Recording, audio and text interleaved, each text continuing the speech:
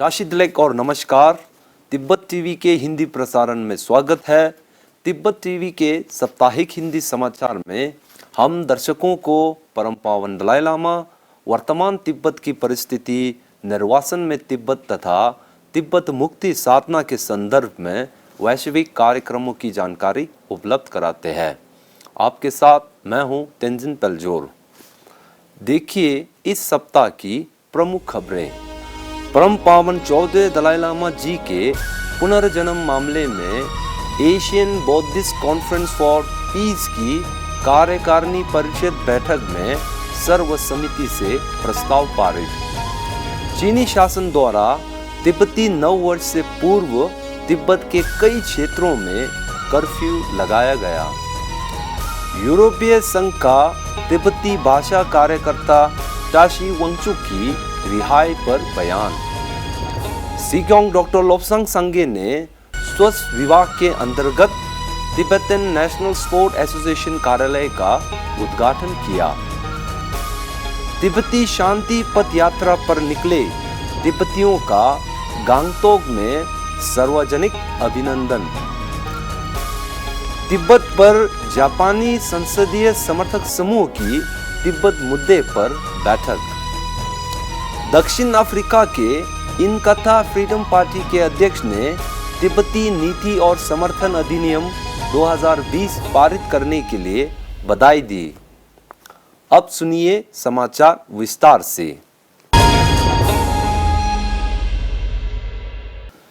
इसी वर्ष की शुरुआत में Asian Buddhist conference for piece के 13वीं कार्यकारी परिषद की बैठक कोलंबो, श्रीलंका में आयोजित हुई थी। इसमें 25 एशियाई देशों के प्रतिनिधियों ने भाग लिया था। बैठक को संबोधित करते हुए केंद्रीय तिब्बती प्रशासन के धर्म एवं संस्कृति विभाग के कालुन कर्मा गेलेक युथोग ने चीनी सरकार द्वारा परम पावन दलाई लामा जी के पुनर्जन्म मामले में हस्तक्षेप करने का विषय उठाया। कार्यकारिणी परिषद के बैठक के सदस्यों ने परम पावन दलाई लामा जी के संस्था को भविष्य में जारी रखने, परम पावन दलाई लामा जी के पुनर्जन्म मामले में अंतिम निर्णायक अधिकार दलाई लामा के पास रखने तथा चीनी सरकार द्वारा नियुक्त दलाई लामा को तिब्बतियों द्वारा अस्वीकार किए जाने जैसे मुख्य बिंदुओं पर सर्वसम्मति से प्रस्ताव पारित किया था। रेडियो फ्री एशिया के अनुसार चीनी अधिकारियों ने तिब्बत के कई क्षेत्रों में तिब्बती नव वर्ष के पूर्व से ही यात्राओं पर नए प्रतिबंध लगा दिए हैं। नए प्रतिबंधों में तिब्बत के कई इलाकों में सामाजिक स्थिरता और स्वच्छता के नाम पर रात के 10 बजे से कर्फ्यू जारी किया गया है। सूत्रों ने बताया कि सुरक्षा कर्मियों को रेस्टोरेंट, होटल, इंटरनेट कैफे और अन्य विश्राम स्थलों पर तैनात किया गया है। ये सभी उपाय चीनी शासन द्वारा तिब्बतियों को अपने त्योहार से वंचित करने तथा उनके मौलिक अधिकारों पर नियंत्रण करने की साजिश है। इसी 28 जनवरी 2021 को तिब्बती भाषा कार्यकर्ता टाशी वांगचुक को चीनी शासन ने मनमाने ढंग से 5 साल की कैद में रखने के बाद रिहा कर दिया। इस पर यूरोपीय संघ ने एक बयान जारी करते हुए कहा कि चीनी अधिकारियों को टाशी वांगचुक की रिहाई के बाद उन्हें बिना किसी शर्त के अपने मौलिक अधिकारों का आनंद लेने की अनुमति देनी चाहिए। साथ ही यूरोपीय संघ ने वांगचुक की हिरासत में यातना, दुर्व्यवहार और अत्याचार जैसे अमानवीय व्यवहार की गहन जांच करने का आग्रह किया है। इसी प्रकार संयुक्त राष्ट्र में यूरोपीय संघ के प्रतिनिधिमंडल ने यूरोपीय संघ के सदस्य देशों तथा सिविल सोसाइटी के प्रतिनिधियों के साथ आगामी 46वें संयुक्त राष्ट्र मानवाधिकार परिषद सत्र पर एक ऑनलाइन बैठक की। इस दौरान जेनेवा स्थित तिब्बत कार्यालय के विशेष कार्यकारी अधिकारी ठिनले छुकी ने चीनी शासन के अंदर तिब्बत में बिगड़ती मानव अधिकार स्थिति के बारे में जानकारी दी। गत 2 फरवरी 2021 को केंद्रीय तिब्बती प्रशासन के सिक्योंग डॉक्टर लोब्सांग संगे के साथ स्वास्थ्य विभाग के कालुन श्री छोक्योंग वांगचुक और सचिव श्री पाल्देन थुनडुप ने स्वास्थ्य विभाग के अंतर्गत तिब्बतन नेशनल स्पोर्ट्स एसोसिएशन कार्यालय का उद्घाटन किया है। अपने संबोधन में डॉक्टर सांगे ने इस संस्था की पिछले कई वर्षों में उल्लेखनीय उपलब्धियों की प्रशंसा की। उन्होंने कहा कि तिब्बतन नेशनल स्पोर्ट्स एसोसिएशन और केंद्रीय तिब्बती प्रशासन के स्वास्थ्य विभाग ने पिछले कई वर्षों से तिब्बती समुदाय में खेल जगत तथा स्वास्थ्य के क्षेत्रों में प्रशंसनीय कार्य किया है। पहले तिब्बतन नेशनल स्पोर्ट एसोसिएशन एक स्वतंत्र संस्था के रूप में कार्य कर रहा था। इस संगठन का स्वास्थ्य विभाग के साथ एकीकृत होना हमारे तिब्बती समुदाय के लिए बहुत लाभदायक सिद्ध होगा। पिछले वर्ष की नवंबर महीने से शुरू हुई धर्मशाला हिमाचल से नथुला सिक्किम तक की शांति पथ यात्रा मार्च फॉर फ्रीडम पर निकले तिब्बती युवा तेंजिन थुनडुप और तेंजिन न्यीमा ने अपने शांति यात्रा का समापन 3 फरवरी 2021 को गंगटोक सिक्किम में किया है। इस पथ यात्रा के मुख्य 3 उद्देश्य थे।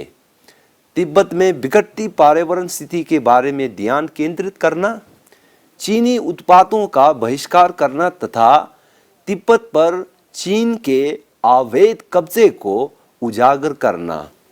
इन दोनों युवाओं ने भारत के अनेक राज्यों से गुजरते हुए लगभग 2100 किलोमीटर की यात्रा निकाली है।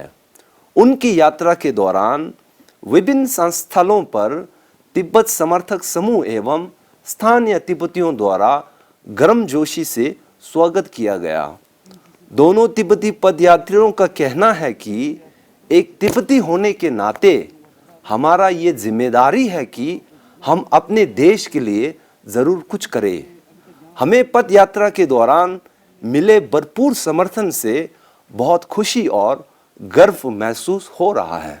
नवंबर से शुरू हुआ और इस यात्रा का मेन उद्देश्य है कि इंडिया की जनता को जितना मैसेज अवेयरनेस करना है कि जो 3 चीज़ है सरकार वैसे भी पता है, तो हम चाहते हैं कि इंडियन पॉपुलेशन और पब्लिक को समझ में आए कि ये जो 3 चीज़ ऊपर तो पैदल करने का रीज़न तो यही है। तो मैं जितना पैदल करूँगा तो ज़्यादा आदमी मिलूँगा, तो बात ज़्यादा कर पाऊँगा। तो जितना आपने समस्या है तो मैं पैदल करके अभी तक यहाँ आके जितना आदमी मिला सबको हम ये 3 चीज़ के लिए 3 पॉइंट बोल के आया हुआ। तिब्बत पर जापानी सर्वदलीय संसदीय समूह के सदस्यों ने टोक्यो स्थित प्रतिनिधि सभा के संसद भवन में तिब्बत मुद्दे पर चर्चा करने के लिए एक बैठक का आयोजन किया था। इस बैठक में जापान के विभिन्न राजनीतिक दलों के 18 संसद सदस्यों ने भाग लिया था। इस अवसर पर संसदीय समूह के महासचिव श्री नकाओ तकाशी ने सभी सदस्यों का स्वागत करते हुए जापान तिब्बत कार्यालय के नए प्रतिनिधि डॉक्टर छावांग ग्याल्पो आर्या का परिचय दिया था।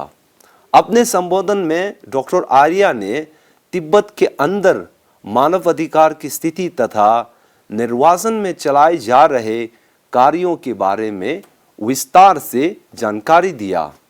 उन्होंने जापानी संसदीय समूह का तिब्बत मुक्ति साधना में निरंतर समर्थन देने के लिए आभार प्रकट किया।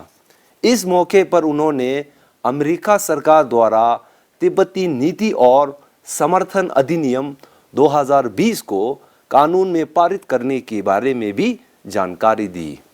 दक्षिण अफ्रीका के इनकथा फ्रीडम पार्टी के संस्थापक एवं अध्यक्ष प्रिंस मोंगोसुथु बुद्धिलेजी ने केंद्रीय तिब्बती प्रशासन के सिक्योंग डॉक्टर लोब्सांग संगे को एक पत्र लिखकर अमेरिका सरकार द्वारा तिब्बती नीति और समर्थन अधिनियम 2020 को सफलतापूर्वक पारित करने के लिए बधाई दी है।